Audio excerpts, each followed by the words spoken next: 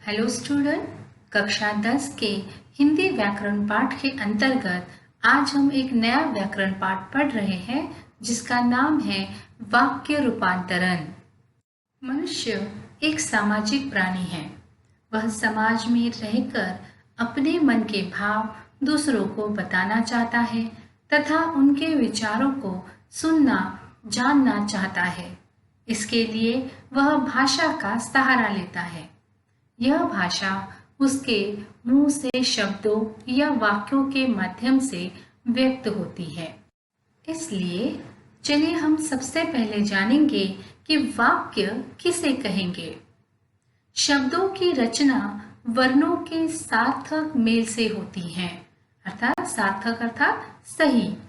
इन्हीं सार्थक शब्दों के सार्थक एवं व्यवस्थित मेल अर्थात जोड़ से वाक्य बनते हैं। वाक्य भाषा की सबसे छोटी इकाई है जिनके द्वारा लिखने या बोलने वाले के मन का आशय अर्थात भाव समझ में आ जाता है।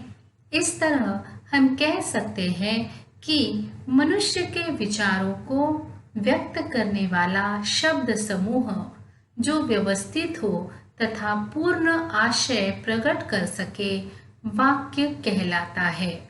वाक्य के प्रमुखतः दो भेद होते हैं। पहला रचना के आधार पर और दूसरा अर्थ के आधार पर।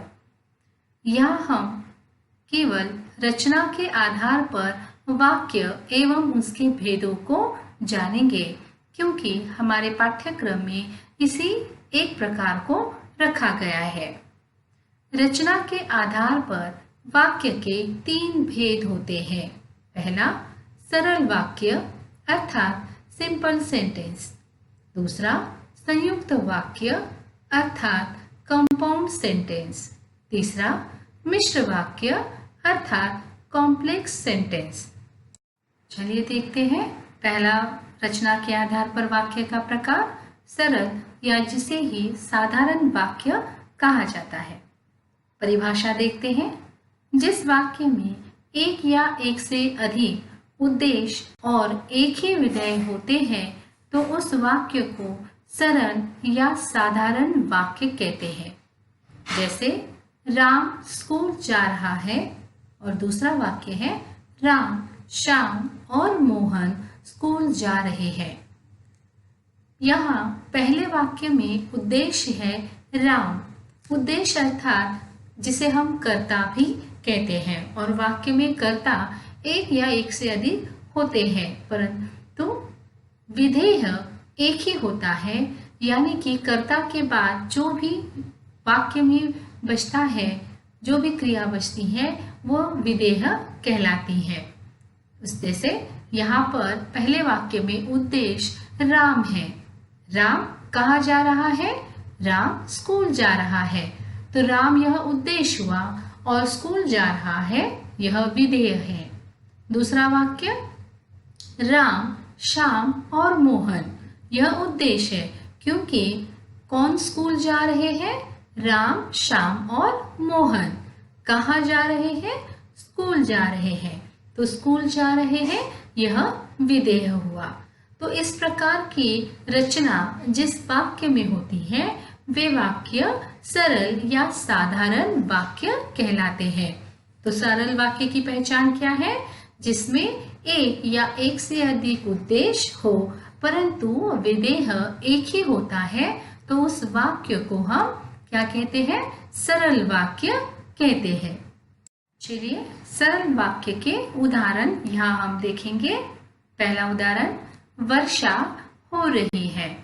इसमें वर्षा उद्देश्य है और हो रही है यह क्या है?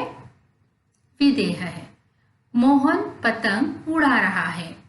बच्चे मैदान में खेल रहे हैं। रविवार को हम पढ़ेंगे। वह फलों के लिए बाजार गया। राम खाना खाकर सो गया। मैं मेरठ होता हुआ 2 दिन बाद दिल्ली पहुंचूंगा। चलिए देखते हैं संयुक्त वाक्य किसे कहते हैं। जब दो या दो से अधिक स्वतंत्र उपवाक्य किसी योजक अर्थात समुच्चय बोधक अव्यय के द्वारा जुड़े होते हैं तो वे संयुक्त वाक्य कहलाते हैं। जैसे मरीज फल खा लेगा अथवा खिचड़ी से काम चलेगा। दूसरा वाक्य, मदन को बस नहीं मिली इसलिए वह समय पर घर न आ सका। यहाँ इन दोनों उदाहरणों को हम परिभाषा के द्वारा समझेंगे कि हमने क्या कहा कि दो या दो से अधिक स्वतंत्र उपवाक्य। इन उदाहरणों में देखिए, मरीज फल खा लेगा ये एक वाक्य है और खिचड़ी से काम चलेगा ये दूसरा उपवाक्य है। इन दोनों उपवाक्यों को अथवा इस समुच्चय बोधक अव्यय के साथ जोड़ने से ये पूरा वाक्य बन गया। अर्थात जब दो या दो से अधिक स्वतंत्र उपवाक्य जब किसी योजक चिन्ह के द्वारा योजक अव्यय के द्वारा जुड़ते हैं तो वह संयुक्त वाक्य कहलाते हैं। दूसरा उदाहरण भी, मदन को बस नहीं मिली ये एक उपवाक्य है। दूसरा उपवाक्य है, वह समय पर घर न आ सका। स्वतंत्र है जिसे अर्थ भी हमें समझ में आ रहा है कि मदन को बस नहीं मिली, यहाँ भी हमें अर्थ समझ में आता है। वह समय पर घर न आ सका, यह भी हमें अर्थ बोध दे रहा है। परंतु जब ये दोनों वाक्यों को एक साथ जोड़ना है तो हमें इसलिए इस योजक अव्यय का उपयोग करना पड़ा और इसलिए यह एक संयुक्त वाक्य का उदाहरण बन गया। चलिए इसी तरह से हम संयुक्त वाक्य की विशेषताओं को पहले हम देखते हैं जिसके कारण आप संयुक्त वाक्यों को पहचान सकेंगे। परिभाषा के आधार पर संयुक्त वाक्य की विशेषताएं इस प्रकार है। पहली, संयुक्त वाक्य के जो उपवाक्य हैं वह आपस में योजक या समुच्चय बोधक अव्यय के साथ जुड़ते हैं। वे जो शब्द इस प्रकार है, या, व, अथवा, इसलिए, और, किंतु, परंतु, लेकिन, तथा, एवं आदि। इन समुच्चय बोधक अव्ययों से संयुक्त वाक्य आपस में जुड़े होते हैं। दूसरा, इनमें प्रयुक्त उपवाक्य स्वतंत्र अर्थ का बोध कराते हैं। तीसरा, इनमें प्रयुक्त उपवाक्य समान स्तर के होते हैं, अर्थात दोनों का महत्व समान होता है वाक्य में, अर्थात यह वाक्य के जो उपवाक्य है वह एक दूसरे पर आश्रित नहीं होते हैं। देखते हैं संयुक्त वाक्य के उदाहरण। बादल घिरे किंतु बरसात न हुई। वह दिन भर काम करता रहा परंतु पूरा न हो सका। बाजार से कलम लाना तथा पेंसिल अवश्य लाना। उसने मेट्रो की सवारी की एवं एसी का आनंद लिया। आप नाटक देखने जाएंगे या सिनेमा। माँ बाजार गई और सब्जियां लेकर आई। आप चाय पिएंगे या कॉफी। राम बीमार है इसलिए स्कूल नहीं आया। विद्यार्थी परिश्रमी होता है तो अवश्य सफल होता है। ये संयुक्त वाक्य के उदाहरण हैं। चलिए वाक्य का तीसरा प्रकार, मिश्र वाक्य। जिस वाक्य में एक से अधिक उपवाक्य जुड़े हो परंतु उनमें एक प्रधान उपवाक्य हो तथा दूसरा आश्रित उपवाक्य हो तो उसे मिश्र वाक्य कहते हैं। जैसे कि हमने संयुक्त वाक्य में देखा कि एक से अधिक उपवाक्य होते हैं और दोनों स्वतंत्र होते हैं और समान स्तर के होते हैं। परंतु मिश्र वाक्य में क्या होता है, एक से अधिक उपवाक्य तो होते हैं परंतु उसमें से एक प्रमुख उपवाक्य होता है और बाकी उस पर आश्रित होते हैं।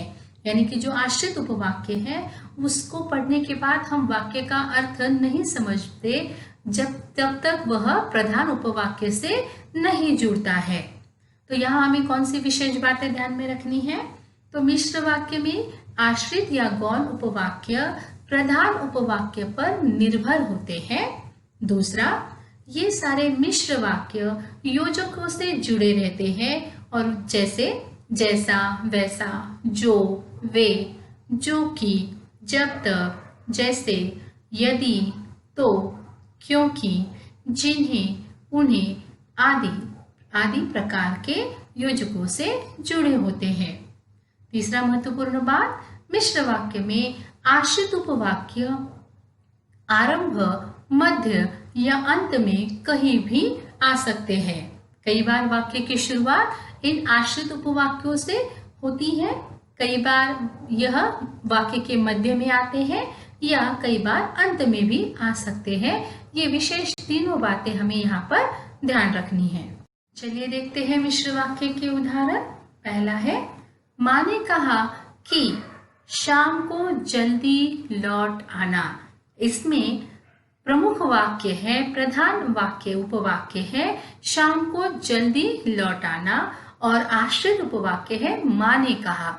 क्योंकि यदि हम सिर्फ माँ ने कहा इतना पढ़ेंगे तो हमें वाक्य का अर्थबोध नहीं होगा। तो माँ ने क्या कहा, तो इसकी इस योजक से ये वाक्य जुड़ने से हमें अर्थबोध होता है। जब मैं घर पहुंचा तब वर्षा शुरू हो चुकी थी। जैसे ही बादल घिरे वैसे ही बिजली चमकने लगी। जब नई कक्षा में दाखिला होगा तब हम पढ़ेंगे। जब राम आया तो शाम चला गया। उस लड़के को बुलाओ जिसने काले जूते पहने हैं। यदि परिश्रम नहीं करोगे तो पछताना पड़ेगा। चलिए, तो आपको क्या करना है? आज हमने इस पाठ की जो शुरुआत की है, व्याकरण पाठ की, वाक्य रूपांतरण की, जिसमें हमने वाक्य की परिभाषा देखी, साथ ही साथ हमने वाक्य के रचना के आधार पर 3 प्रकार एवं उसके उदाहरण देखे। इन सभी महत्वपूर्ण जानकारी को आपको अपनी नोटबुक में लिखना है। यही इस वीडियो पर आधारित आपका गृह कार्य होगा।